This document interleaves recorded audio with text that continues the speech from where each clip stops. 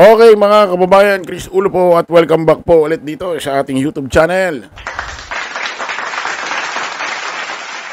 Okay mga kababayan, matapos hong bastusin, wasakin, yurakan, siraan, walang yain nito ni Aimee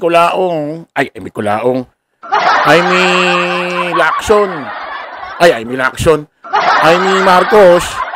Ito ang ating Pangulong Bongbong Marcos, dyan ho sa ginawang peace rally ho ng INC or Iglesia ni Cristo, dyan ho sa Luneta Park. Actually, 3 days nga ho yan, naging 2 days lang.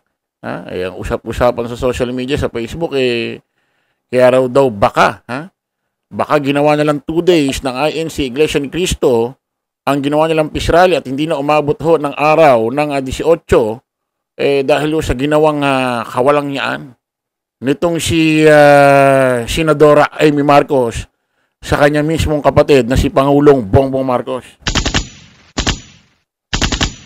Eto na mga kababayan, matapos ho maraming nadismayang mamamayang Pilipino, maraming nadismayang mga politiko, marami hong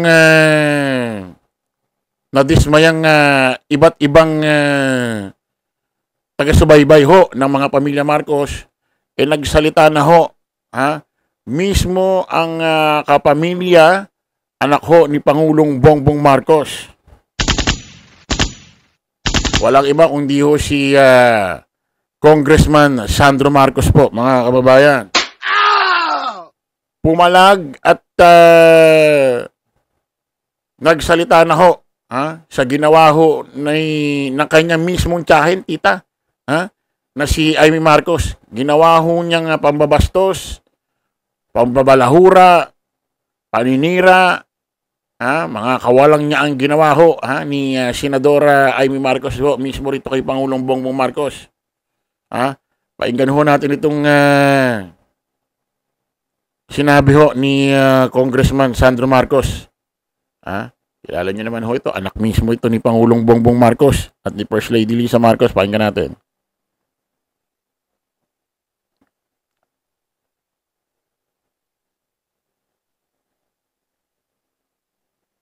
Tagal hinapan ng wifi.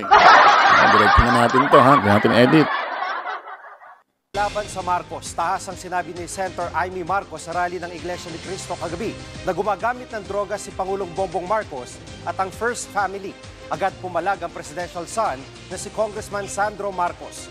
Live mula sa Batasang Pambansa, namumuna sa balita si News 5 House Correspondent Marian Enriquez. Marian, ano sabi ni Congressman Sandro at ano naman ang tugon ni Senator Aimee? Jiggy, bago ko nga sagutin yan, ilatag muna natin itong mga paratang na binitawan ni Senator Aimee Marcos sa rally ng Iglesia ni Cristo kagabi. Pakinggan natin itong bahagi ng kanyang talumpati. Batid ko na nagda-drug siya. Nalaman ko at ng pamilya, nalaman ng pamilya, seryoso ito. Minsan, kami ng Presidential Guard at Metro Gompa ang naglilinis tuwing nagpa-party po sila. Mas lumala ang kanyang pagkalulong sa droga.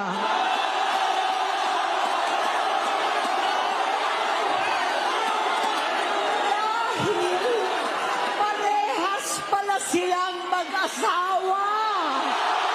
Kinasusuklaman ko pa ang pag-alok ng mag-inang si Sandro ng droga ang aking mga anak at iba pang mga kamag-anak. Yan ang hindi ko na mapapalampas.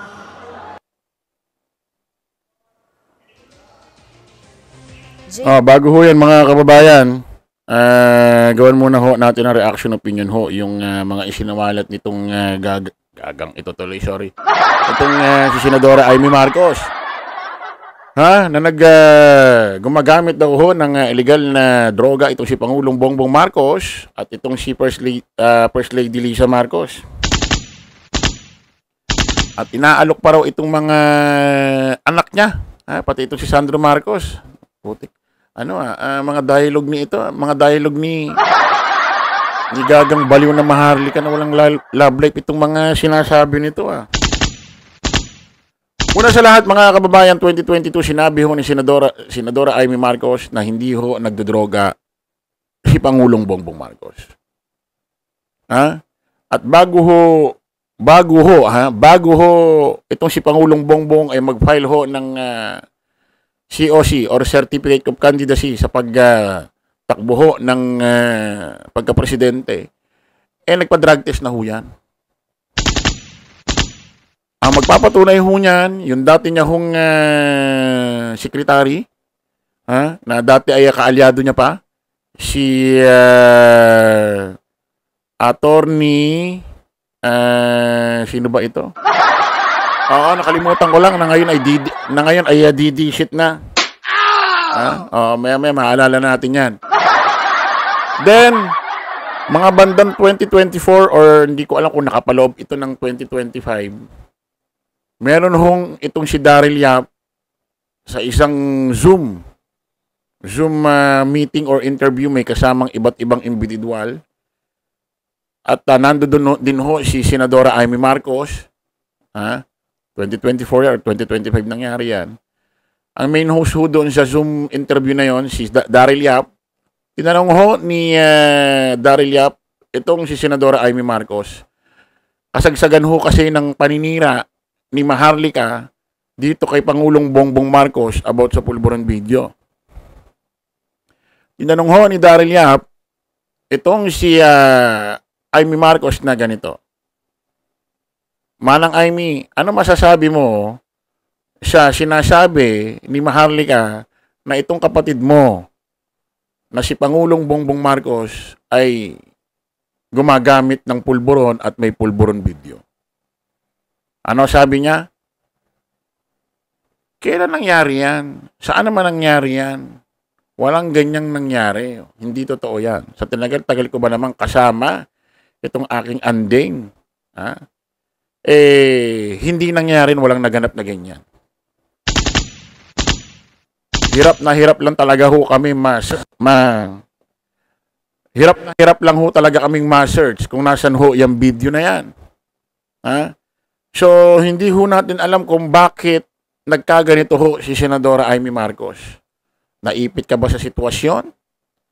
Nagbabayad ka na ba ng utang na loob kasi nanalo ka sa pagkasenador? Namuntik pang malaglag dahil pandosi ka? At kung talagang gumagamit ang iyong kapatid na si Pangulong Bongbong Marcos ng pinagbabawal na gamot, bakit inendorso mo para maging presidente noong 2022? Di ba dapat hindi mo inendorso? Siguro kung hindi mo inendorso yan, tapos nagsalita ka ngayon nito, baka maniwala pa ako. Kasi inendorso mo di ba? Tuloy natin. JG, bumelta nga sa kanyang tiyahin. Itong si House Majority. At ito pa yung masingit lang natin. Ito pa yung nakakatawang parang hindi mo ma-imagine na ang mag-asawa alokin ang anak nila bilang para magdroga. Ang isang BBM, ang isang Lisa Marcos, aalokin ang kanilang anak na si Sandro Marcos na magdroga. Parang kalokohan naman yata yan. Yun yung parang alam mo yun, parang masyado nang exaggerated. Kumbaga, masyado nang kaimposiblihan. Ang dami nang hindi naniniwala na si Pangulong Bongbong gumagamit ng pinagbabawal ng gamot. Isisiksik niyo pa sa utak namin na inaalok ng mag-asawa ang kanilang mga anak para gumamit ng pinagbabawal na gamot. Yung iba nga hindi ginagawa yan kahit gumagamit yung tatay or yung nanay. Hindi inaalok yung mga anak eh. Tapos ito aalokin nila ang kanilang mga anak. Tuloy natin. Majority Leader Sandro Marcos. Sa isang pahayag, sinabi ni Presidential Son na iginagalang niya ang naging papel ng kanyang tiyahin sa pagtulong niya sa kanyang noong nagsisimula pa siya bilang public servant. Ito ang respeto niya kay Senator Amy, yung dahilan kung bakit masakit sa kanya ang aniyay pagtataksil ng senadora. Masakit din daw para kay Congressman Sandro na makitang bumaba ng ganito si Senator Amy at umabot pa sa puntong gumamit na nga ng kasinungalingan para magdulot ng destabilisasyon at isulong yung sarili niyang ambisyong politikal. Dagdag pa nga ni Sandro, yung paulit-ulit na paratang daw ng paggamit ng droga sa First Family ay hindi lang mali kundi mapanganib at irresponsable. Lahat daw nitong sinabi ni Senator Amy ay walang basehan, walang katotohanan at walang magandang idudulot sa bayan. At maanghanga ang huling mensahe ni Sandro sa kanyang tiyahing si Amy. Hindi raw ito asal ng isang tunay na kapatid. Pero sinagot agad yan ni Senator Amy. Gusto lang daw paingayin ito ni Congressman Sandro yung usap-usapang hindi siya tunay na kapatid ni PBBM. Hamon nga ni Senator Amy handa siyang magpa-DNA test pero dapat daw magpa-hair follicle test ang First Family. Jiggy. Marian, anong reaksyon ng ibang kongresista? Ayan mga kababayan, mga ka-analyze. Sa huling pinakasagot ni Congressman or Representative Sandro Marcos, anak ni Pangulong Bongbong at First Lady Lisa Marcos, hindi raw ito ugali ng tunay na kapatid.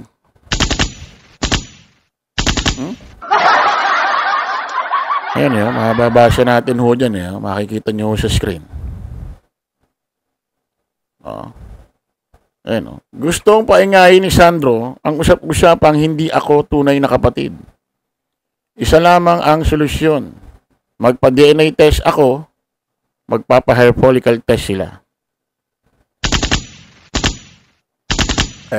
Mga kababayan, kasi ganito yan Sabi ko nga kanina, si Pangulong Bongbong Marcos, nagpa-drug test na yan. Nagpa-drug test na yan. Ang magpapatunay niyan, yung isang abogado na dati niyang sekretary na ngayon DDS na hindi ko nakalimutan ko yung apelido dahil laos na. Napakadelikado ho kasi magpa-hair follicle test or magpa-drug test ang pamilya ngayon. Hindi mo masabi, baka meron hong maimpluwensyahan kung sino man ho ang gagawa ng prosesong yan. Napakadelikado. Sa totoo lang. Ngayon, itong sinasabi naman ni Senadora Amy Marcos na magpa-DNA test sila at magpapa-hair follicle test ako, kung totoo talaga, at hindi totoo yung sinasabi nila na hindi ka anak ni Ferdinand Marcos Sr. at tatay mo, yung dating mayor ng Maynila na si Lacson, ba't kinakailangan may kapalit pa? Bakit hindi ka talaga magpa-DNA test para maisampal mo sa social media, mainstream media, at kung kani-kaninong tao na totoong anak ka talaga ni Ferdinand Marcos Sr. Diba? Kasi itong hindi dapat magpa-hair follicle test o magpa-drug test ang pamilya, o especially si Pangulong Bongbong Marcos, karapatan nila yan. Napakadelikado ho. Kasi dati na hong inuugnay si Pangulong Bongbong Marcos, especially itong First Family, sa usaping droga. So, napakadelikado kasi nga, mamaya may magproseso niyan, maimpluwensyahan.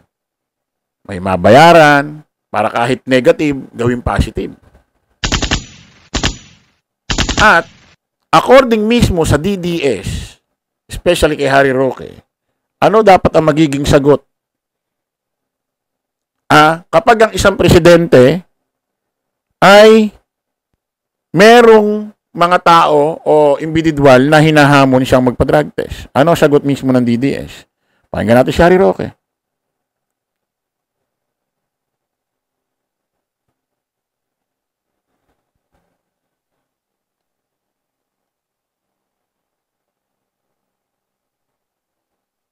May panawagan po kasi si Senator Trillanes na kailan daw po kaya magpapadrug test ang mga Dutertes? Hindi ko po alam kung anong dapat na response dyan kay Senator Trillanes, no? Dahil marami naman talaga siyang sinasabi na hindi ko na nga lang pinapansin o hindi na pinapansin ng palasyo. No?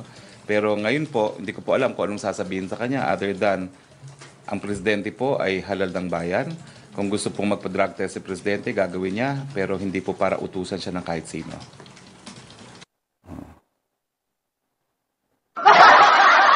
Narinig niyo mga kababayan, mismong sa miyembro ho ng DDS, Harry Roque, abogado, dating kongresista, dating spokesperson ho ng Malacanang, ni dating Pangulong Rodrigo Roa Duterte, ang sagot kapag ang isang presidente ay hinahamon ng kung sino na magpa-drug test, ano sabi? Choice ng presidente kung magpapadrug test siya. Kung ayaw niya, hindi pwedeng pilitin. Dahil ang presidente ay halal ng taong bayan. Dati hinahamon na ng mga DDS yan, ni Maharlika, ni Roque. Isipin mo. Ibababa ni Pangulong Bongbong Marcos ang sarili niya magpapadrug test dahil kahilingan lang ni Roque, kahilingan ng mga DDS, kahilingan ni Maharlika. Diba? Napakadelikado ho magpa-hair follicle test ng pamilya, especially si Pangulong Bongbong. Kasi ulitin ko, mamaya may magproseso, ma-impluwensyahan yung magpo-proseso niya. Mabayaran para maipamuka sa bansang Pilipinas, sa gobyernong ito, sa mamayang Pilipino, na ang first family ay positive sa drugs. Malay mo mabayaran. Kahit negative, ipapositive. Di ba? Kaya yung sinasabi ni Amy Marcos, kinakailangan pa nagpa-DNA test siya, pa-hair follicle test muna, ba't kinakailangan pa magkaroon ng kapalit? Di ba? Bakit hindi ka magpa-hair follicle test talaga? Para maisampal mo, maipamukha mo na yung mga chismis sa social media ay hindi totoo. Kasi sinasabi ho, mga kababayan na hindi raw talaga anak ni panganay ho kasi ito. Ito unang anak ni Imelda Marcos. Lumalabas, ang tatay daw nito talaga, hindi raw si Ferdinand Marcos Sr. Yun ang usap-usapan. Ang tatay daw nito, si Lacson. Ayan ho yung larawan, makikita nyo. Dating mayor ho ng Maynila. At yan din ho yung mukha ni Senador Amy Marcos. Kaya na lang humusga. At, mayroon pa nga loko-loko sa Facebook baka ang kapatid pangaraw nito, si Kulaong. Si Francis Leo Marcos pa raw baka ang kapatid nito kasi mahaba rin ang muka, mahaba rin ang baba. Yung mga biro-biroan sa Facebook. No? Pero hindi naman yan. Hindi naman totoo yan. Kalokohan yan. So, kita-kita ulit tayo sa bagong vlog, mga kababayan. Maraming salamat po.